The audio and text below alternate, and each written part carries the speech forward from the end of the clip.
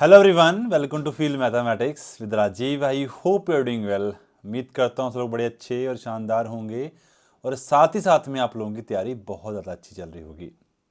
बेटा, आप लोगों को जैसे पता ही है कि हम मिक्स्ड एमसीक्यू डेली बेसिस में प्रैक्टिस करते हैं।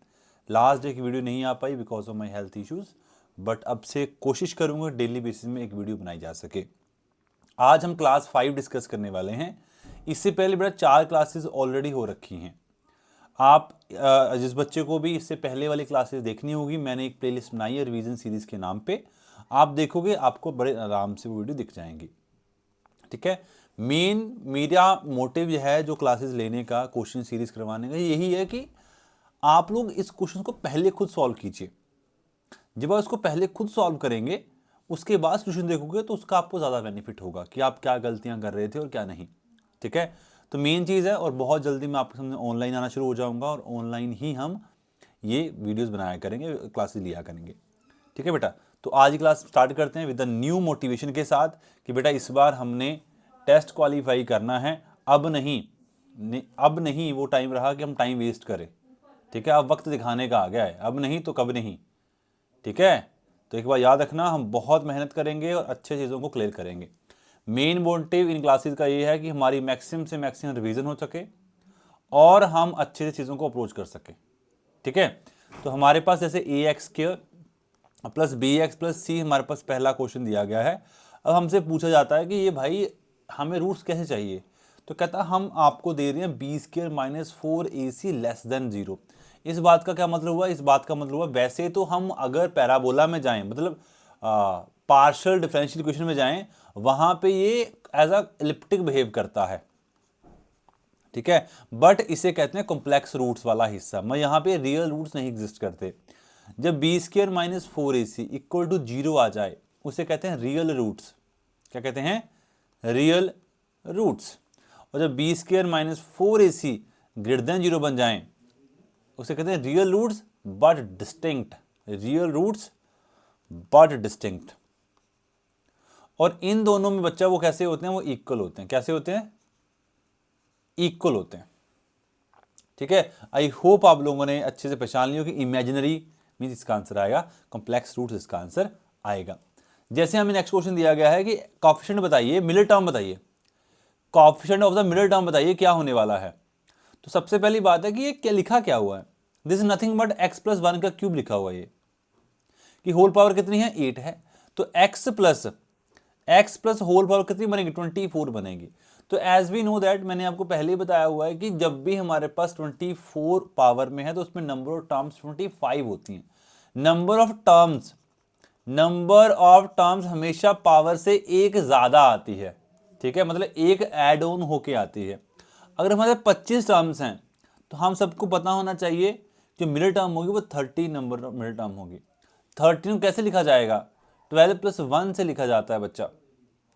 12 प्लस 1 से लिखा जाता है। इट मीन्स 24c12 क्या होगा? इसका बच्चा एक कॉफिशिएंट होगा, बिकॉज इसकी जो रेस्ट ऑफ वैल्यू होगी वो x रेस पावर 12 और 1 रेस पावर 12 आएगी। 24c2। अब नेक्स्ट क्वेश्चन क्या दिया गया है कि लास्ट डिजिट की बात की जाती है। बेटा अगर तुम लोगों को नंबर थ्योरी नहीं आती है तो मुझे कमेंट बॉक्स में लिख देना, I will try to make a video. But आप लोग इसकी कोशिश करना कि आप चीज़ों को समझो। ठीक है। अब वो टाइम नहीं रहा कि मैं आप लोगों को बोलूँ कि बेटा अच्छे से पढ़ो, अच्छे से पढ़ो। नहीं, लगभग हमारे पास 1 मंथ रह गया है पेपर के लिए। अब हमारा काम है कि मैक्सिमम से मैक्सिमम एफर्ट शो किए जाएं, क्योंकि आज का एफर्ट हमारा कल का भविष्य हो सकता है बेटा। ठीक है। जैसे हमारे पास लास्ट डिजिट का मतलब क्या होता है? लास्ट डिजिट का मतलब होता है मोर 10। लास्ट डिजिट का मतलब होता है मोर 10। मोर 10 कितनी पावर करूं इसकी? सर 6 की पावर ये कर दीजिए। ठीक है। एज वी नो दैट यहां कितना आएगा? 36। 36 जब 10 से डिवाइड करेगा तो रिमाइंडर कितना बचेगा? 6 बचेगा। अब हमें पता है कि जब जितना मर्जी पावर क्यों ना कर लें सर, हम 6 की पावर 3 कर लेंगे तो 16 बनेगा, 10 से डिवाइड होगा तो फिर 6 रिमाइंडर आएगा। तो 100% श्योरिटी है कि इसके लास्ट में क्या होगा? 6 ही होगा। 6 की पावर कर लीजिए, 6 की पावर स्क्वायर कर 36, तब भी 6 रिमाइंडर बचता है। 6 पावर 2 1 6 आएगा, फिर 6 रिमाइंडर बचता है। तो रिमाइंडर 6 कभी खत्म हो ही नहीं सकता। इसी लास्ट डिजिट क्या होगा इसका, 6 ही होगा। कहता है इफ अ मैट्रिक्स, अगर एक हमारे पास मैट्रिक्स है वो दोनों सिमेट्रिक भी है और स्क्यू सिमेट्रिक भी है। एज बी नो दैट कि हमारे पास सिमेट्रिक अलग चलते हैं और स्क्यू सिमेट्रिक अलग चलते हैं। ऐसा क्यों? ऐसा इसलिए क्योंकि सिमेट्रिक जो होते हैं उसके डायगोनल में जीरो हूं या नॉन जीरो हूं ये कोई डिसाइड नहीं कर सकता, क्योंकि वो उसकी अपनी मर्जी है।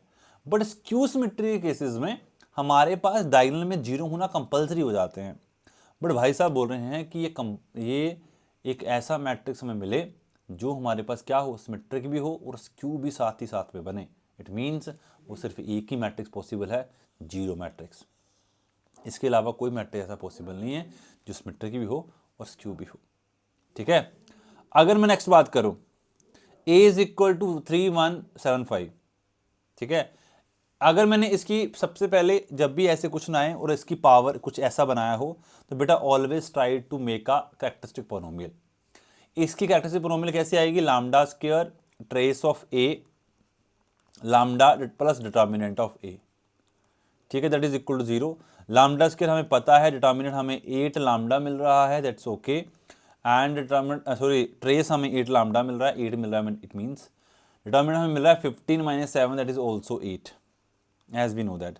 और ये क्या है, कैरेक्टरिस्टिक पोनोमियल है, किस मैट्रिक्स की, ए मैट्रिक्स की। तो we know that every matrix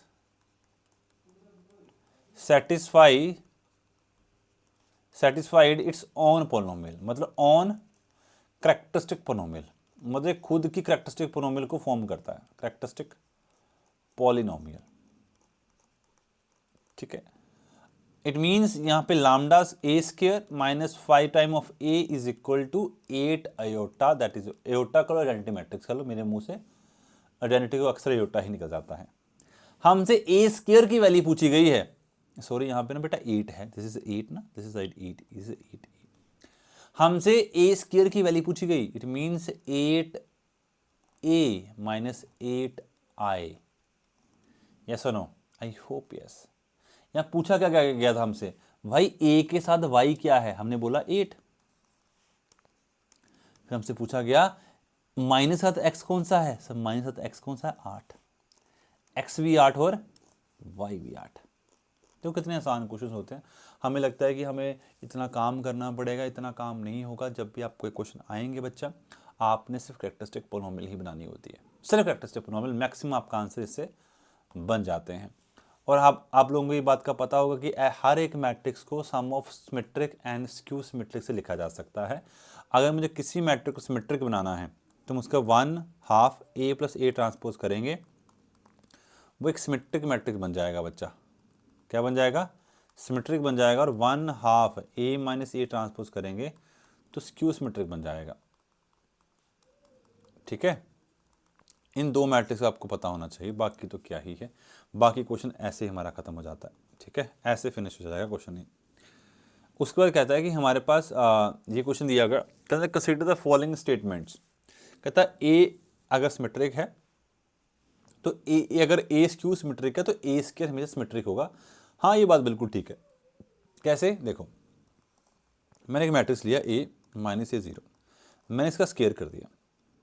ठीक है, there is nothing but 0a minus A 0, मैंने मल्टीप्लाई किया 0 माइनस का square that is 0 again, that is 0 again, this is minus A का स्क्वायर, क्या बना है, सिमेट्रिक बन गया। हमेशा इस बात को याद रखना कि अगर इसकी फिर क्यूबिंग करूंगा तो हमें मिलेगा स्क्यू सिमेट्रिक अगेन। मतलब अगर मेरे पास कोई ए मैट्रिक्स पड़ा है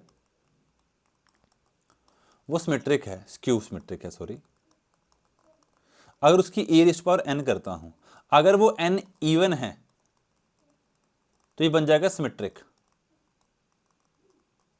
अगर वो n ओड है तो बन जाएगा स्क्यू सिमेट्रिक। बस इतना बात को याद रखना।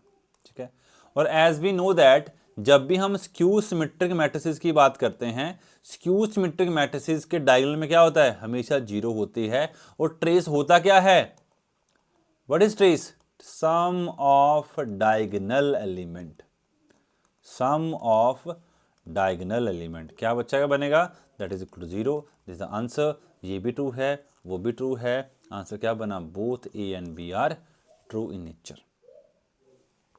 ठीक है। अच्छा जी बच्चा, कहता है W is a cube root of unity, so बताइए कैसे निकाला जाएगा। तो बेटा एक चीज़ हमें याद रखना, ये बहुत अच्छा प्रोसेस होता है कि किसी चीज़ का डिटर्मिनेंट निकाल रहा हूँ, बाय द वे तुम वैसे भी निकाल सकते हो। 1 इज इक्वल टू इसको ड्रॉप किया तो म्यू क्यूब माइनस 1 बना, माइनस म्यू बाहर आया, इसको ड्रॉप कर दिया, इसको ड्रॉप कर दिया तो mu square minus mu square बन गया, और म्यू स्क्वायर यहाँ पे आ गया, सो इसको ड्रॉप कर दिया, इसको ड्रॉप कर दिया तो mu minus mu raised to power 4 बन गया। This is 1 minus 1, this is mu that is 0, and this is mu square is equal to mu minus K mu. ये बना 0, ये बना 0, ये बना 0, answer is 0 and 0 is the right answer. Very easy question है ना, बहुत आसान से क्वेश्चन होते हैं, कुछ खास इसमें होता नहीं है। हमें ना ये दे दिया गया बच्चा, ठीक है, जब भी आपको ना ए स्क्वायर माइनस ए प्लस आई दे दिया गया हो, इस बात का मतलब पता बेटा क्या होता है, ये ना किसी की तो करेक्टरिस्टिक पोलिनोमियल होगी ही, ऑब्वियसली बात है, और होगी भी किसकी, ए मैट्रिक्स की होगी। जो तुम्हारे पास ये आई होता है ना, ये शो करता है डिटर्मिनेंट को, हमेशा याद रखना। मतलब इस केस में डिटर्मिनेंट तुम्हारे पास कैसा है, नॉट इक्वल टू 0। हमसे पूछा क्या गया, हमसे इन्वर्स पूछा गया है, इट मीन्स हम पूरी इक्वेशन को इन्वर्स से मल्टीप्लाई कर देंगे। अगर हमने पूरी इक्वेशन को इन्वर्स से मल्टीप्लाई कर दिया, मुझे क्या मिलेगा, मुझे यहाँ पे मिलेगा A minus identity matrix plus A inverse is equal to 0। मुझे ए इनवर्स की वैल्यू चाहिए, it means A inverse is equal to identity matrix minus के ए। क्या ये ऑप्शन में अवेलेबल है, हाँ जी बिल्कुल ऑप्शन में अवेलेबल है, पहले ही ऑप्शन में दिया गया है, A inverse is equal to identity matrix minus के ए। जब कभी भी हमारे पास ये पूछा जाए कि which of the following set of vectors are basis, जब भी हमें बेसिस की बात की जाती है तो सबसे पहली बात तो यही होता है कि जितने भी हमारे पास वेक्टर्स हों वो एलाई नेचर के हों, लीनियरली इंडिपेंडेंट हों, पहली बात तो ये, और उसका लीनियर स्पैन पूरा का पूरा एक वेक्टर स्पेस को जनरेट कर दें। तो सबसे पहला काम तुम्हारा यही है कि सबसे पहले बेसिस देखे जाएं और ये नोटिस किया जाए कि कौन सा डिटर्मिनेंट को नॉट इक्वल टू 0 शो कर रहा है। जब भी हमने किसी भी एलआई वेक्टर्स को देखना है, एलआई चेक करना है, तो हमेशा डिटर्मिनेंट का यूज़ किया जाता है अगर वो कोई स्क्वायर मैट्रिसेस बना रहे हों तो। अगर वो स्क्वायर मैट्रिसेस नहीं बनाते हैं तो उन केसेस में हम उसका लीनियरी कॉम्बिनेशन बनाते हैं और ऑल द कॉन्स्टेंट्स को 0 प्रूफ करके बताते हैं कि सारे के सारे जितने भी कॉन्स्टेंट्स हमने ऐड ऑन किए हैं वो सारे के सारे 0 हो जाएंगे। ठीक है, तो आप लोग मुझे बताना कि इस क्वेश्चन का आंसर क्या होना चाहिए, क्योंकि हमने क्या करना है, ओनली डिटर्मिनेंट सॉल्व करना है। अगर डिटर्मिनेंट नॉट इक्वल टू 0 आ गया बच्चा तो वो एल आई होते हैं, और अगर डिटर्मिनेंट इक्वल टू 0 बन जाए वो हमारे पास एल डी होते हैं। क्या होते हैं, एल डी इन नेचर होते हैं। ठीक है, मुझे बताना इसमें से कौन सा आंसर होगा। This is question number 1 for homework. ठीक है, अब हमारे पास बेटा जी ये क्वेश्चन दिया गया है। सबसे पहले आप कुछ बताओगे इसका आंसर क्या आएगा, तब तक मैं वीडियो को पॉज कर 1 मिनट चेक कर लेता हूँ वीडियो रिकॉर्ड हो रही है कि नहीं हो रही। मुझे 1 मिनट दीजिए। हाँ जी बेटा, वीडियो तो रिकॉर्ड हो रही है प्रॉपरली। ठीक है जी, हाँ जी। अब हमें दिया गया कि अगर ए हमारे पास कोई भी 9 क्रॉस 10 का मैट्रिक्स है, उसका रैंक 3 है। उसका कितना है, रैंक 3 है। तो as we know that rank nullity theorem, rank nullity theorem क्या कहती है, rank nullity theorem, rank nullity theorem हमें कहती है कि rank of A, nullity of A is equal to number of columns. क्या होते हैं, नंबर ऑफ कॉलम्स। रैंक कितना गिवन किया गया, 3, नंबर ऑफ कॉलम कितनी है, 10, तो नुअलिटी कितनी आएगी, 7। तो क्या पूछा था, स्पेस। याद है ना, यहां पे ना एक वर्ड मिसिंग रहेगा, नल स्पेस। ठीक है, क्या कहते हैं, नुअलिटी को हम कहते हैं नल स्पेस, नुअलिटी को कहते हैं नल स्पेस, या इसको नल स्पेस कहते हैं और इसको बच्चा सॉल्यूशन स्पेस भी कहते हैं। ये भी चीज मेंशन हो सकती है तुम्हारे पार्ट में। इट मीन्स इसका जो आंसर होगा 7 आएगा, इसका जो आंसर होगा 7 आएगा बच्चा। ठीक है, अब हमारे पास नेक्स्ट जब हम करते हैं तो हमारे पास एक दिया गया वेक्टर स्पेस, दिस इज, ये क्वेश्चन कहाँ से आया है, ये क्वेश्चन आया क्वोशिएंट स्पेस से। कहाँ से आया है, क्वोशिएंट स्पेस का पार्ट है बच्चा ये। तो इसमें क्या होगा, हमारे पास एक वेक्टर स्पेस दिया गया है, एम हमारे पास कोई सब स्पेस है, कहता है जब हम इसका v अपॉन एम करें तो ये by formula, by quotient space, dimension of v minus dimension of m होता है। अगर किसी बच्चे को डिमेंशंस के बारे में भी आइडिया नहीं है, डिमेंशंस का मतलब होता है कि वो सारे वेक्टर्स इन अ काउंटिंग वे जो बेसिस में इन्वॉल्व हैं। जैसे आर क्यूब में 3 होते हैं, आर स्क्वायर 4 में 4 होते हैं। तो जितने बेसिस होते हैं, जितने बेसिस में नंबर ऑफ एलिमेंट होते हैं उसे डिमेंशंस कहते हैं बेटा। ठीक है, तो ये किसके इक्वल दिया गया है, ये हमें ऑलरेडी गिवन है, that is equal to R. और dimension of v is already given to me, that is n। Dimension of m हमसे पूछा था बच्चा, तो डिमेंशन ऑफ m निकालने के लिए इसको राइट साइड पे लेके आए, dimension of m is equal to n minus K r। सो ये हमारे पास होना चाहिए, और option number C is the right answer. Option number C is the right answer. अब हमारा ये क्वेश्चन आया कॉम्प्लेक्स नंबर से, हमसे पूछा गया कि 1 प्लस अयोटा और 1 माइनस अयोटा की 3⁻98 कितनी वैल्यू होगी। तो देखने में तो 98 बहुत बड़ी वैल्यू लगती है, 398 वो भी, बट हमें इस बात का अगर पता है कॉम्प्लेक्स नंबर में कभी भी डिनोमिनेटर में कॉम्प्लेक्स कभी नहीं रह सकता। जब भी हम कॉम्प्लेक्स नंबर पढ़ रहे होते हैं बच्चा, तो हम डिनोमिनेटर में कभी भी कॉम्प्लेक्स नंबर नहीं छोड़ते हैं। तो क्या करेंगे हम, 1 plus iota 1 minus iota is equal to 1 plus iota upon 1 plus iota. ठीक है, अगर मैं इसको रैशनलाइज करता हूँ, ऑब्वियसली नीचे क्या बनेगा, 1 का स्क्वायर माइनस अयोटा का स्क्वायर। ठीक है, और ये क्या बन जाएगा, 1 प्लस अयोटा का होल स्क्वायर। ये बच्चा मेरे पास क्या बनेगा, नीचे बनेगा 2, ऑब्वियसली बात है, सबको पता होना 2 क्यों बनता है। ऊपर क्या बना, 1 प्लस अयोटा का स्क्वायर प्लस 2 अयोटा। ये कट जाएंगे क्योंकि अयोटा स्क्वायर -1 होता है, ये इससे बिल्कुल कट जाएगा, 2 से 2 कट जाएगा, आंसर बना ओनली अयोटा। अयोटा बचा बेटा हमारे पास। और अगर आप लोगों को ये पता है कि अयोटा का जो पीरियड होता है वो 4 का होता है, मतलब कि जब अयोटा पावर है वो माइनस रूट मतलब माइनस रूट उसके रूट -1 होती है, अयोटा स्क्वायर हमारे पास -1 होता है, अयोटा क्यूब हमारे पास माइनस के अयोटा होता है, और अयोटा रेस्ट ऑफ 4 हमारे पास 1 होता है। अगर आपको इतना पता है कि सर इसके बाद वैल्यू क्या बनेगी, अयोटा 5 कैसे लिखा जाएगा, iota 4 into iota that is equal to iota only. Iota raised power 6 कैसे लिखा जाएगा, iota 4 into iota square that is equal to iota square. या मैं अयोटा 7 लिखूँ तो मैं कैसे लिखूंगा, iota 4 into iota cube that is equal to iota cube. And iota raised power 8 कैसे लिखूंगा, iota 4 into iota 4 that is equal to 1। 4 पे मुझे 1 मिला, 8 पर मुझे 1 मिला, और 12 पे मुझे फिर 1 मिलेगा, 16 पे मुझे फिर 1 मिलेगा, 20 पे मुझे फिर 1 मिलेगा, 24 पे मुझे फिर 1 मिलेगा। मतलब इसका जो पीरियड है वो हमारे पास 4 का है। 398 जब मैं 4 से डिवाइड करूंगा तो ऑब्वियसली बात है मेरे पास रिमाइंडर कैसे आएगा, या तो 0 होगा, या तो 1 होगा, या तो 2 होगा, या तो 3 होगा। अगर रिमाइंडर 0 हुआ तो मेरा आंसर आएगा 1, अगर रिमाइंडर 1 हुआ तो मेरा आंसर आएगा अयोटा, अगर रिमाइंडर 2 हुआ तो मेरा आंसर आएगा अयोटा स्क्वायर, और अगर मेरा रिमाइंडर 3 हुआ तो मेरे पास आंसर होगा अयोटा का क्यूब। मैंने डिवाइड किया, पूरा 9 से कटा, 36 होते हैं, मतलब 3 पेंडिंग रह गए। ठीक है, 9 36 3 पेंडिंग 38, हाँ फिर से हमारे पास 36 आएगा। ठीक है, और 2 रह जाएंगे, तो इसका जो आंसर होना चाहिए वो आई स्क्वायर आएगा।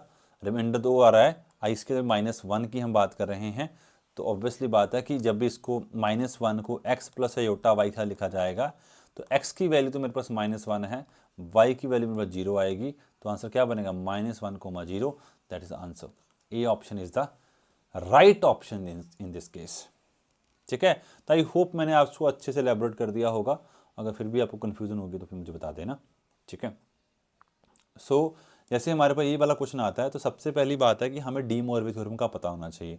डी मॉर्बी थ्योरम काम करती है कॉम्प्लेक्स नंबर पे, मतलब इमेजिनरी और इमेजिनरी पार्ट्स पे ओनली, प्योरली इमेजिनरी से हम कहते हैं, जैसे cos theta plus iota sine theta, मतलब इसकी पावर में क्या होना चाहिए, प्योरली इमेजिनरी होना चाहिए, तभी वर्क करता है। तो as we know that formula of sine X मैं आपको चीज़ें बता दूंगा, बस आप लिख लेना, sine X cos iota Y plus sine iota Y cos X. ठीक है, ये हमारे पास sine X plus iota Y का फॉर्मूला होता है। As we know that what the formula of sine A plus B, that is sine A cos B plus cos A sine B. ये हमारे पास टोटली फॉर्मूला होता है हमारे पास। ठीक है बेटा, इसके बाद हम क्या करें, है ना, एक मिनट चेक करना है बच्चा। हाँ, इसके बाद हम क्या करें, तो मैं आपको चीज़ बताना चाहता हूँ कि कॉज अयोटा वाई जो होता है ना बेटा, वो होता है कॉज हाइपरबोलिक फंक्शन। ठीक है, और जब मैं साइन हाइपरबोलिक फंक्शन की बात करता हूँ, साइन अयोटा वाई की, that is aorta sine hyperbolic function. Please इसको एज अ नोट लिख लेना। ठीक है, एज अ नोट बना लेना इसको। तो हम यहाँ पे क्या लिखेंगे, रे sine X cos hyperbolic Y plus iota time sine hyperbolic Y cos X. As we know that बच्चा party, as we know that कि हम इसको ई की पावर में लिखने वाले हैं। तो ई की पावर में ये वाला देखो, इसको मैंने लिखा पूरा ई की पावर में इस तरह से। ठीक है बच्चा, मैंने इसको पूरा कैसे लिखा, ई की पावर में लिखा।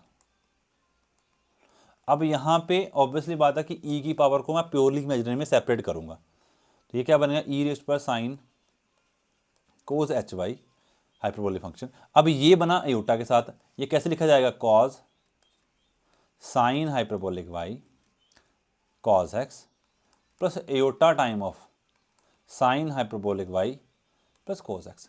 मुझे किसकी वैल्यू चाहिए बच्चा, मुझे ओनली रियल की वैल्यू चाहिए। तो रियल पार्ट कौन सा आएगा, ये और ये।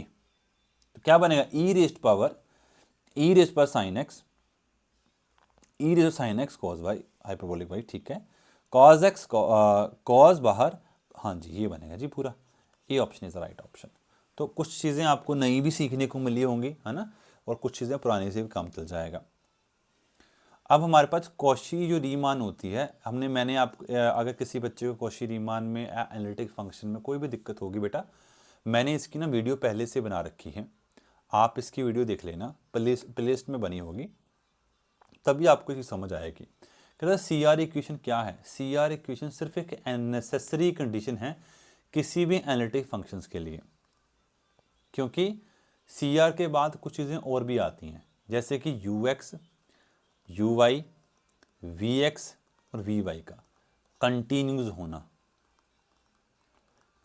होना प्लस एग्जिस्ट होना प्लस सी आर, ये दोनों कंडीशन क्या बताती हैं, necessary and sufficient condition for analytic function. But C R equation हमें क्या बताती है, सी आर बताती है हमें only necessary condition of analytic function. ठीक है, तो आई होप आप लोगों को पता होगा, मैंने अच्छे से एक्सप्लेन भी किया हुआ है बच्चा, तो चीज़ों पेपर में गलती मत कर देना। यहाँ पे अगर ये भी होता तब इसका आंसर सी ऑप्शन होता, नहीं तो इसका आंसर बी ऑप्शन ही रहेगा। बेहतरीन क्वेश्चन है बेटा। ठीक है, प्लीज़ इस क्वेश्चन को बड़े अच्छे से ढंग से करना, तभी तुम्हें मज़ा आएगा, नहीं तो ऐसे मैं अगर तुम्हें सोल्यूशन देता रहा तो तुम्हें उसका कोई बेनिफिट नहीं होगा, देख लेना फिर, क्योंकि मेरे सोल्यूशन देने से इतना बेनिफिट नहीं है, मैं अपना पेपर नहीं दे रहा हूँ, पहली बात समझना। ये तुम लोगों का पेपर है, तुम लोगों ने प्रैक्टिस करनी है, ये वीडियोस तुम्हारे लिए ही बनाई जा रही हैं, आप लोग इन चीज़ों को समझो। ठीक है, अब हमें पता है कि दिया गया है कि अगर मेरे पास कोई भी फंक्शन है, ये फंक्शन दिया गया, ऑब्वियसली बात है फंक्शन कंटिन्यूस दे रखा है ऑलरेडी, फंक्शन कंटिन्यूस दे रखा है, इट मीन्स मुझे पता है कि मेरी लेफ्ट और राइट लिमिट कैसी है। सर मेरी लेफ्ट लिमिट भी इक्वल है राइट लिमिट के, और उसका एग्जैक्ट पॉइंट भी इक्वल है, मुझे आगे जाने की जरूरत ही नहीं है। ठीक है, जब एफ ऑफ जीरो है, इक्वालिटी जीरो पे है, तो फंक्शन कैसा बिहेव कर रहा है, इस तरह से बिहेव कर रहा है। Put F of zero into this function, क्या बनेगा, 2 0 का स्क्वायर प्लस 3 इंटू 0 माइनस के 2, आंसर बना -2। ठीक है सर, अब बात आई ऊपर वाले की, अब यहां पे -2 आना चाहिए था। वो कहता के की वैल्यू क्या होगी इस केस में, निकालते हैं। के की वैल्यू जब मैंने यहाँ पे 1 प्लस के एक्स पुट किया, 1√1 माइनस के एक्स पुट किया अपॉन एक्स लिखा, जब मैं यहाँ 0 पुट कर रहा हूँ तो मुझे 1 - 1 और 0 मतलब 0/0 की फॉर्म बन रही है क्यों ना मैं इसको पहले रैशनलाइज कर दूं। सबसे पहला काम क्या किया, मैंने इसको रैशनलाइज कर दिया। क्या किया, सबसे पहले मैंने इसको रैशनलाइज कर दिया। ठीक है बेटा, रैशनलाइज जब मैंने इसको किया, मुझे क्या मिला बच्चा, मुझे यहाँ पे a माइनस बी और a प्लस बी का फॉर्मूला बन गया। ये फॉर्मूले के अकॉर्डिंग मैंने इसको फॉर्मूला बनाया 1 प्लस के x minus 1 minus K x. ठीक है, और नीचे मेरे पास बना x रूट 1 प्लस के एक्स प्लस 1 माइनस आना था बीच में बेटा, यहाँ पे माइनस होना था, 1 माइनस के एक्स। ठीक है, अब मैंने क्या किया, मैं थोड़ा सॉल्व कर लेते हैं इसको।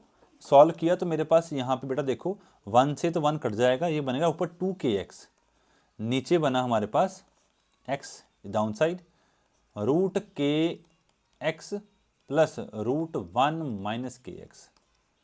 ये x से मेरा x कट गया।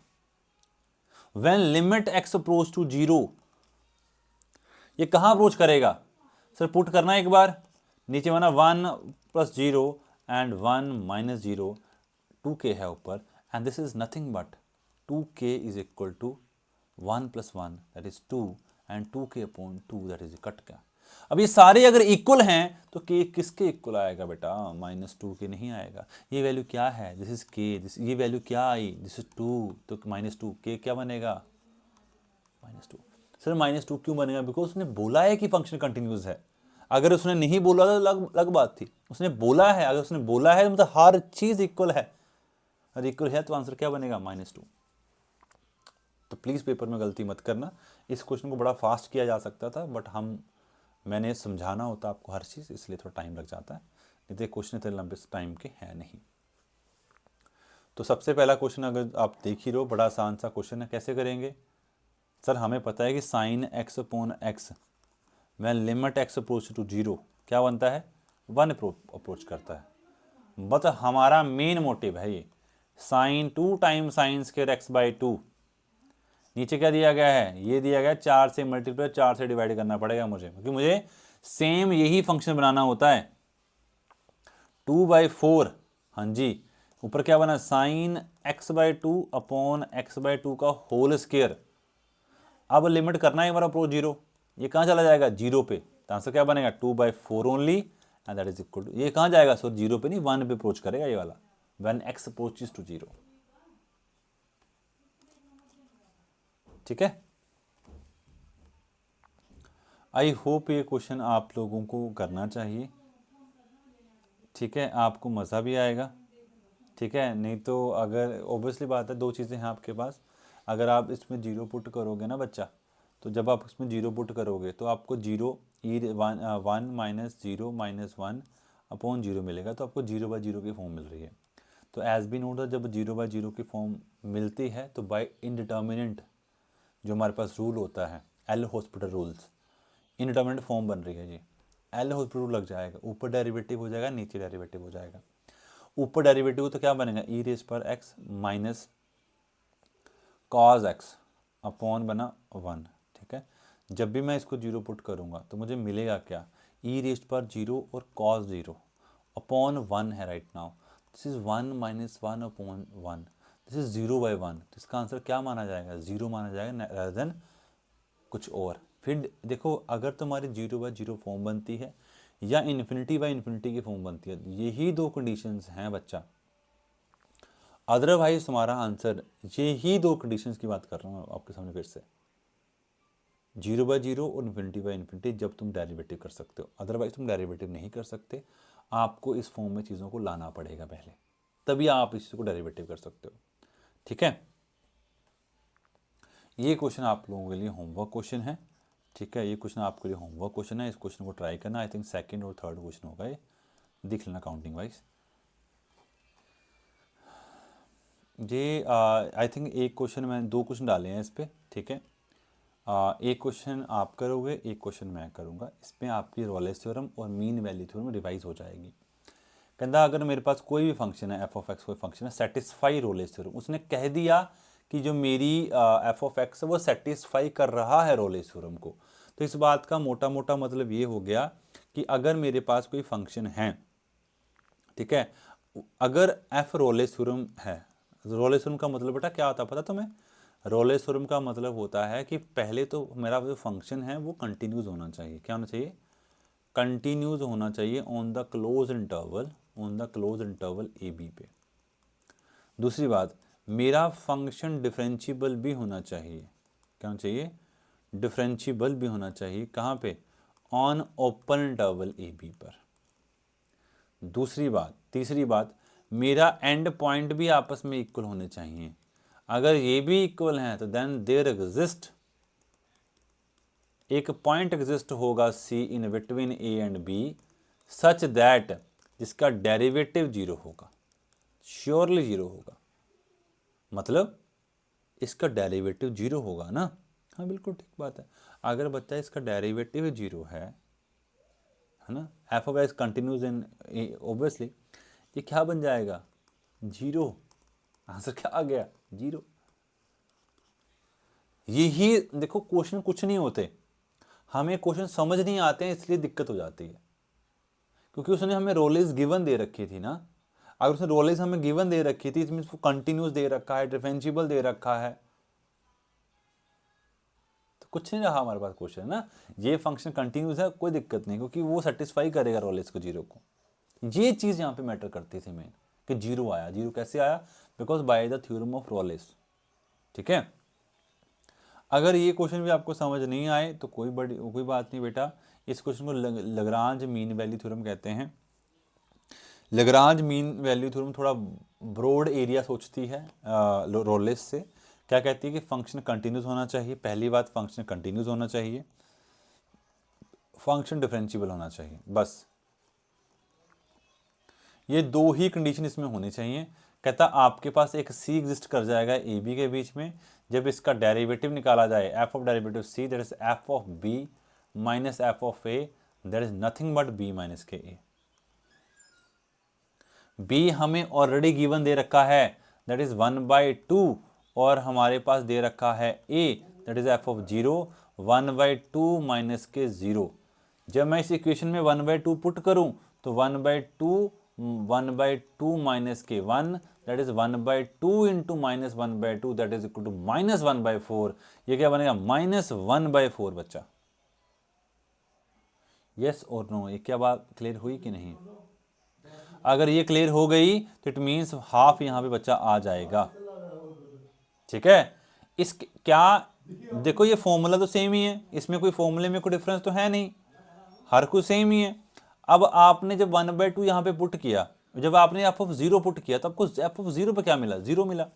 अगर मैं इसको पूरे को सॉल्व कर रहा हूँ, मुझे वैल्यू क्या मिल रही है? मुझे वैल्यू क्या मिल रही है? एक मिनट रुक जाइए, यहाँ पे कुछ गड़बड़ी लग रही है। एक मिनट रुकिए, हाफ मैंने वहाँ पे पुट किया by the formula that is F of zero. So half में से ज़ीरो गया, हाफ बच गया हमारे पास। एफ ऑफ टू क्या होगा? एफ ऑफ टू तो -1/4 आ रहा है ना?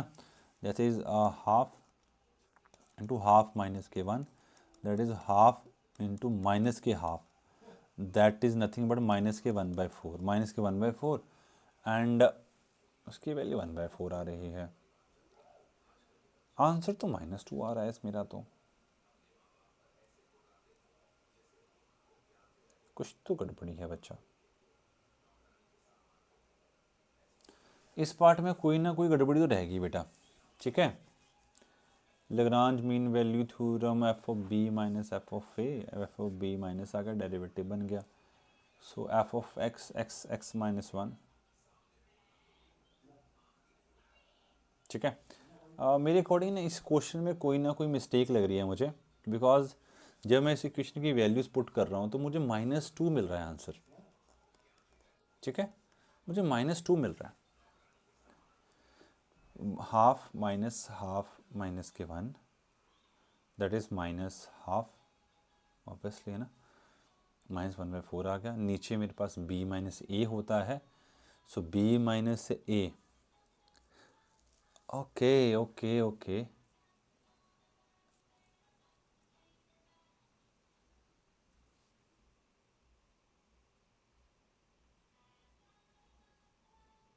पहले इसका डेरिवेटिव कर लें एक बार रुको। तो हमें तो c की वैल्यू चाहिए ना, find the value of c चाहिए। हम तो डेरिवेटिव नहीं कर रहे सी का, करना है एक बार डेरिवेटिव। क्या बनेगा, एफ ऑफ एक्स क्या है हमारे पास, एक्स स्क्वेयर माइनस एक्स है, इसका डेरिवेटिव मैं करूँगा मुझे क्या मिलेगा, 2x-1 मिलेगा। और एफ ऑफ डेरिवेटिव सी क्या है, 2c-k1 है। 2c-k1 that is equal to -1/4 minus ऊपर जाएगा 2 that is equal to -k2। 2c is equal to -2 + 1 that is c is equal nothing but -half. c half आ रहा है, अब c तो इसका पार्ट ही नहीं है। Writing the Lagrange mean value theorem, क्या गड़बड़ी हो रही है बेटा। डेरिवेटिव किया 2x - 1 बना, that is derivative c 2c - 1 बन गया, ठीक है। 1/2 पुट करूँगा मुझे हाफ मिलेगा। देखना पड़ेगा ये क्वेश्चन, ठीक है। फिलहाल के लिए इसको छोड़ो, मैं इसको देखूंगा, कहीं ना कोई मुझसे एरर हो रहा है या मुझे एरर पकड़ा नहीं जा रहा शायद। बिकॉज एक्स स्क्वायर बन रहा है, उसका डेरिवेटिव मैं करूँगा तो मुझे सी की वैल्यू हाफ मिल रही है, ठीक है। और हाफ वैल्यू सी की हो नहीं सकती, ठीक है। मेन बात है क्योंकि सी की जो वैल्यू होती है ना बेटा, वो ए और बी के बीच में लाई करती है, और ए 0 और बी हाफ है, इन दोनों के बीच में आनी चाहिए थी, ठीक है। मेन बात तो ये है, नहीं तो ये क्वेश्चन हो जाएगा गलत। जब मैं इसका डेरिवेटिव कर रहा हूँ तो चलो मैं इसका फिर से एक बार कर ही लेता हूँ, है ना। एफ ऑफ एक्स मुझे दिया गया है, that is x into x minus के 1। मैंने इसको ओपन किया, एक्स स्क्वायर माइनस एक्स मिला। डेरिवेटिव जब मैं इसका करूँगा तो 2x - के 1 मिलेगा, और जब मैं इसका सी पुट करूँगा तो मुझे मिलेगा 2c - के 1। एफ ऑफ बी मुझे दे रखा था, that is equal to F of B minus F of A, that is B upon A. B मेरे पास हाफ है और ए मेरे पास 0 है, तो मुझे एफ ऑफ एक्स क्या मिलेगा, एक्स स्क्वायर माइनस एक्स है, मुझे हाफ में मुझे क्या मिलने वाला है, 1/4 माइनस हाफ। यस यस, सो यहाँ पे 4 आ गया, यहाँ पे बना 1 और यहाँ बना 2, -1/4 आया। तो वही बोल रहा था, -1/4 यहाँ पे आ रहा है और नीचे बन रहा है हाफ, सो हाफ माइनस के 0, तो हाफ चला गया बच्चा ऊपर, सो -2/4 दैट इज हाफ मेरे पास वैल्यू आएगी। 2c माइनस हाफ वैल्यू आ रही, हाफ वैल्यू मेरे पास आएगी। हाँ जी बिल्कुल, जब एरर होने शुरू होते हैं ना फिर रुकते ही नहीं है कभी कभी, है ना, पकड़े में ही नहीं आता। सी की वैल्यू क्या आएगी, 1/4, ठीक है। तो कई बार ना पकड़ा, जो चीज़ फंस जाती है फंस ही जाती है फिर। ओके बच्चा पार्टी, और इसी तरह कंटेंट पाने के लिए मेरे साथ बने रहें, मेरे साथ बने रहने के लिए मेरे चैनल को सब्सक्राइब कीजिए, वीडियो को लाइक कीजिए। और जो बच्चे TGT EMRS और KBS की तैयारी कर रहे हैं, और प्लीज़ इस चैनल को सब्सक्राइब कीजिए, वीडियो को लाइक कीजिए और ज़्यादा से ज़्यादा शेयर कीजिए। Thank you so much for joining the class, bye bye, take care.